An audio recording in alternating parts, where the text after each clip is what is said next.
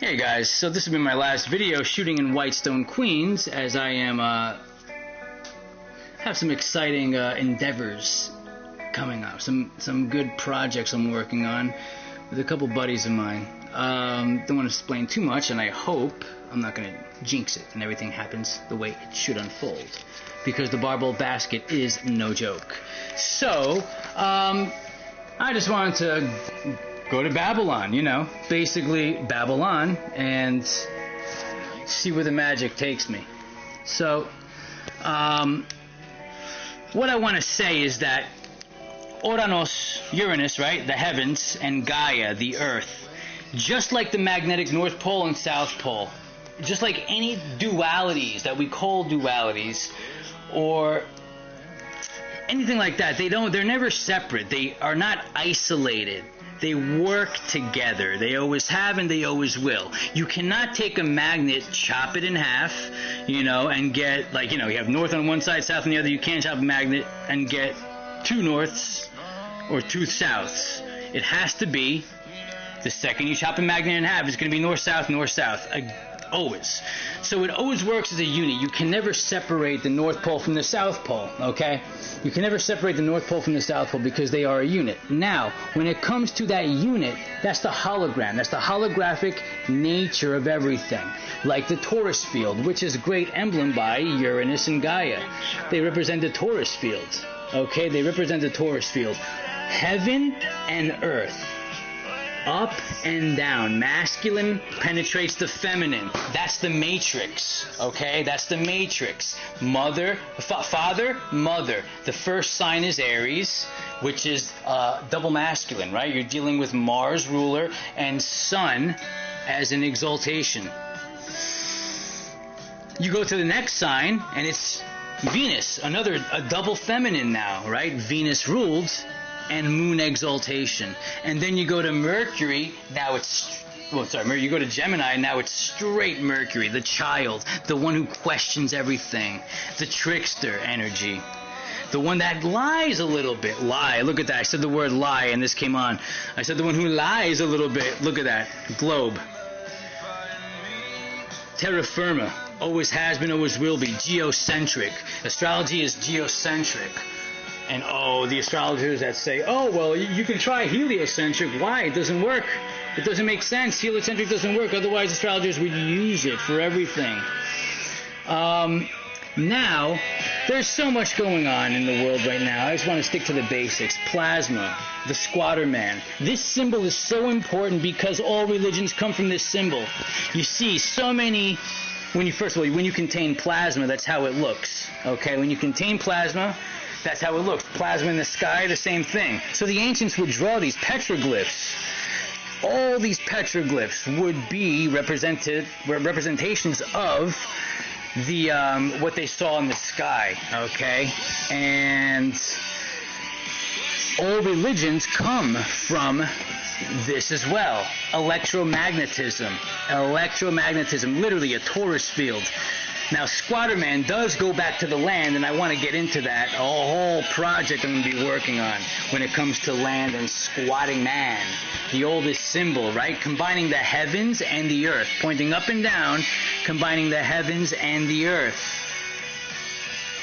Okay? Now, why combining heavens and earth? Because you can never take... The ground is only the ground because of the heavens. The heavens is only there, or the firmament, and the celestial bodies, right, is there because of the earth.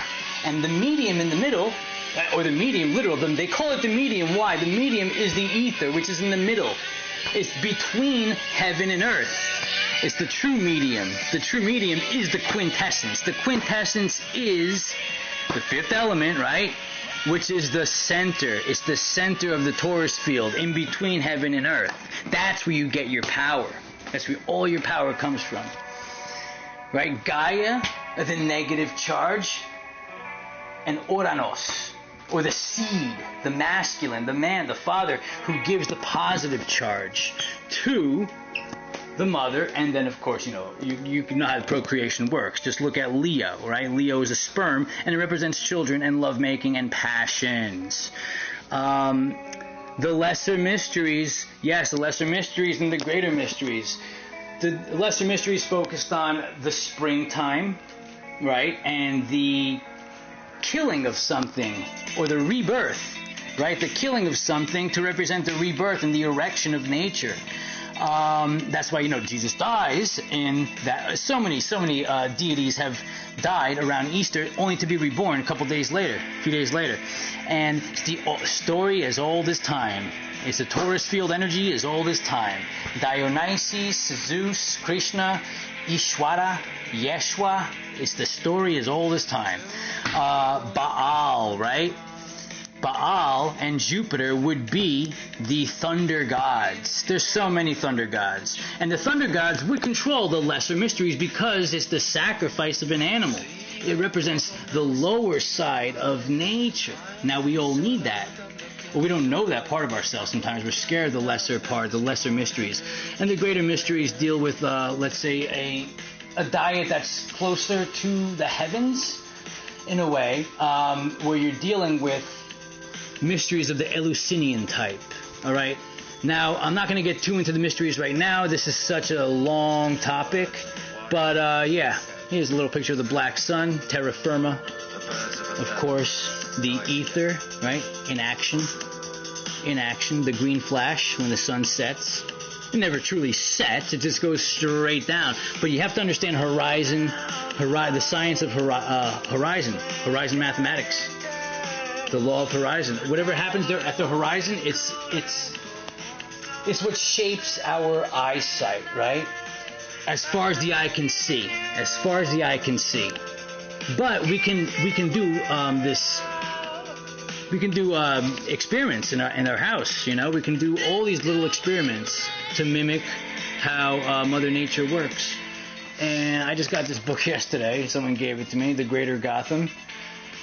It says 1898 to 1919, even though a lot of the stuff is from the 1850s, 60s, 70s, pre-Civil War, and it goes even a little past 1919. I saw stuff in the 20s and 30s, 1920s, 1930s, and of course you can see about all of the aqueducts and pure, clean springs that we had, free energy, and yeah, so this is good because I'm going to get studying about the city that I grew up in. I don't know if I'm going to stay here, guys. I am a 9th house, Gemini, North Node, and Moon. So, I think I might be going where my feet take me. And the bottom line is I want to build a community, off-grid community. I want to build an off-grid community, and I would love to grow our own food, make some goat milk ice cream, and have free energy, and really connect with like-minded people to build and grow together, because I have a lot of projects happening underway. Barbolt Basket hit me hard, guys. Contact me for a reading.